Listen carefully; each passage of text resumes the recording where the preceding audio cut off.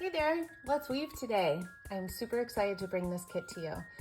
So in your kit, you've got your pre-warped frame, and then you've got all of your fibers. So I will show you two techniques in this, and we're gonna start off with a basic weaving technique. So we're gonna flip your hexagon shape over. And you always want the ropes, if you're not sure like which way does it go, they should be going vertical, up and down. And we're gonna start with that first piece. It's a nice smooth piece of cotton rope. And you're just gonna weave it in there. So this is like your classic over and under. So I pick a spot that's close to the top, and I start by going over the first rope, and then I tuck it under the second one. Then over the next one, then under, then over, then under, and then it will end on over. And I'm gonna pull it through.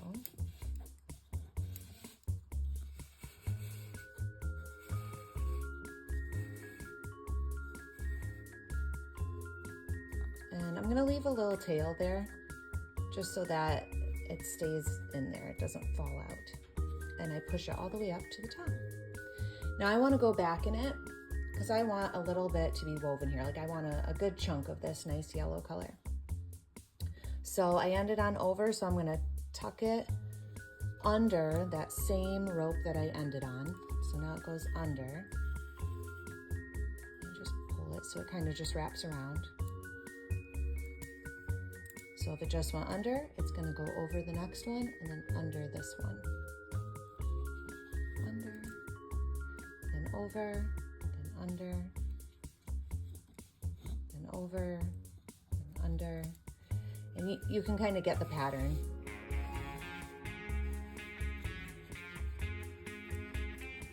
And really you just go as far as you want. And if you're not sure, like how far should I go? How much do I want? You can always flip it over and then you can see, look, it already looks beautiful. To see how far you want to go down. But I would like to use, I'm going to use all of this rope that I supplied you. So that one ended under, so now I'm going to go back over and do the pattern again, over, under. But this time, I'm not going to go all the way to the edge.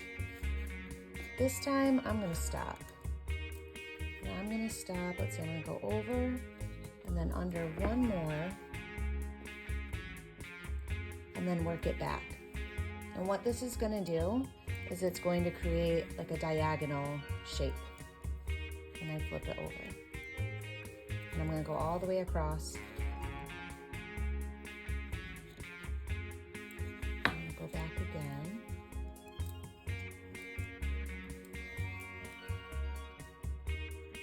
And I like to kind of push it up while I'm weaving, just so I can see, you know, how much space am I really taking up, how much do I have left.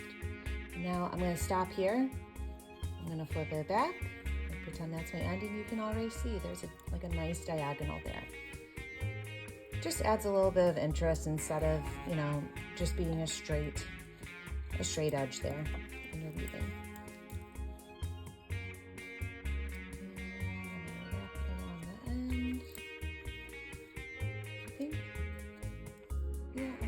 That one and be done. Just push it up. And you can just leave your raw edges hanging for now. Okay, so now I've flipped over, I'm not working from the back, I flipped over my frame, and I'm going to show you a different style of weaving. This is a sumac knot. So the way to do this is we're gonna work from the front.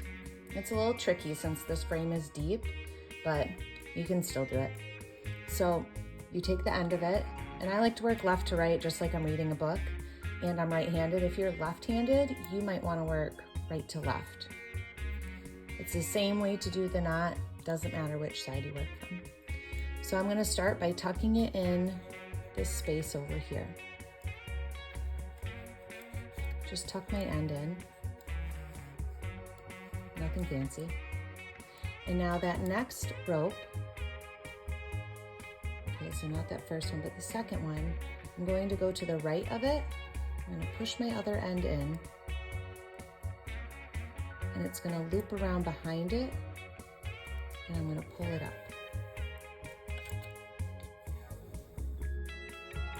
And then push that knot up. I'm going to go to the next row, go to the right of it,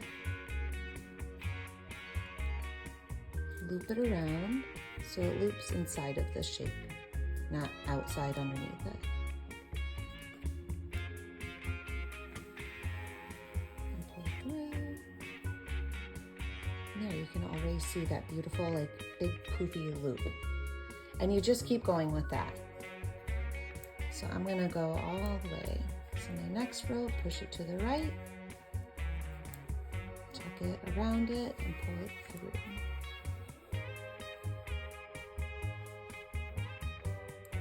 Okay, so now I've got it all finished, and I have a little bit extra in the back. So what I'm gonna do is chop that off. It'll stay, don't worry, don't get scared about that. And flip it around, and I'm gonna do that same knot. I think I can get like 1 or 2 loops out of it, and I kind of want it to go right over here.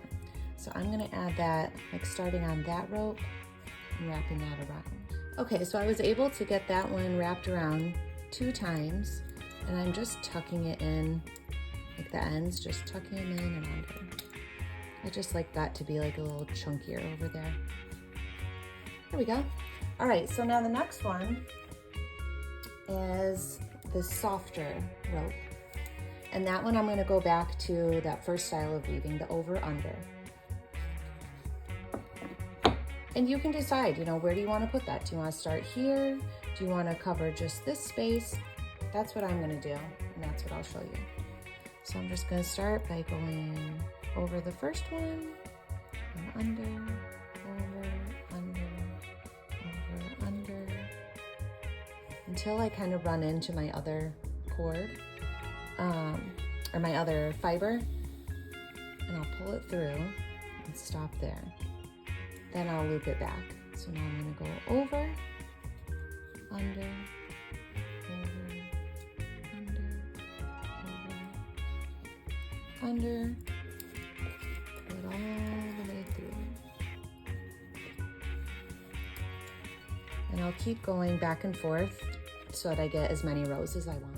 And one thing to note while you're pulling it through and, you know, tightening up each fiber, you don't have to pull really hard. You don't have to, you know, get super duper tight in there, but you also don't want it to be loose because then it's just gonna not look finished.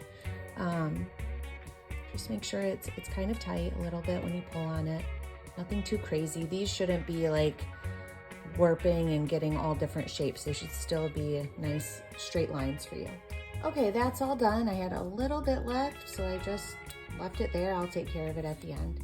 Now I'm gonna flip it over, and I really like how that looks. I like how it's kind of wavy at the bottom. You can see some of the white warp showing through. That gives it just a little bit of interest, I feel like. So now I'm gonna take my other wool roving that I have. So I gave you 2 pieces in there. And I'm gonna just add it in doing the exact same sumac knot.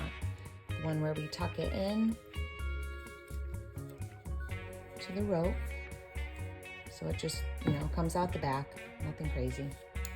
And then your next rope, you push it to the right of it, and then you like hook it around underneath and pull it through. So I'm gonna start doing that and go all the way across, and we're almost done. Now it's time to do the bottom section. And that's your last bit of fiber. It's like a really soft one, kind of like a blanket fiber. And that's up to you. If you wanna do, you like just the over-under weaving, do that here. Or if you like the sumac knot, do that. I'm gonna stick with the sumac. I like how it makes it more bubbly and just gives it, I don't know, like a bolder texture. And as I'm doing this, when you get to the end, once you've like wrapped it all the way across, you're gonna have a lot extra. Just take your scissors, chop it off so that you can start another row. And just to show you, so once I got to the end, I just tucked it and I cut off. I just left like, you know, a fingernail's worth hanging out there. All right, The frame is just about finished. So the weaving part is all done. I'm gonna flip it over now and cut off all the remaining edges. And after that, you know, you just kind of tuck them. They'll stay. And if you're afraid, you can always not cut them and try to tuck them in other areas that you've woven. And this is the last step. I really encourage you guys, you know, obviously if you want to use the same kind of design that I'm doing, that's fine for this kit. Otherwise, you know, once you get a feel for it or you start doing it and you're like, I want to mix this up, I really encourage you to do it, you know, in your own way. Express yourself. Maybe use less of the yellow, or use half of the yellow up here and then save some for down in here, or pull these out to make them really big and bubbly, or push them in to make them smaller and tighter. Do it any pattern you want. You don't have to do the exact same order of fibers that I did. Just make it your own and have fun with it.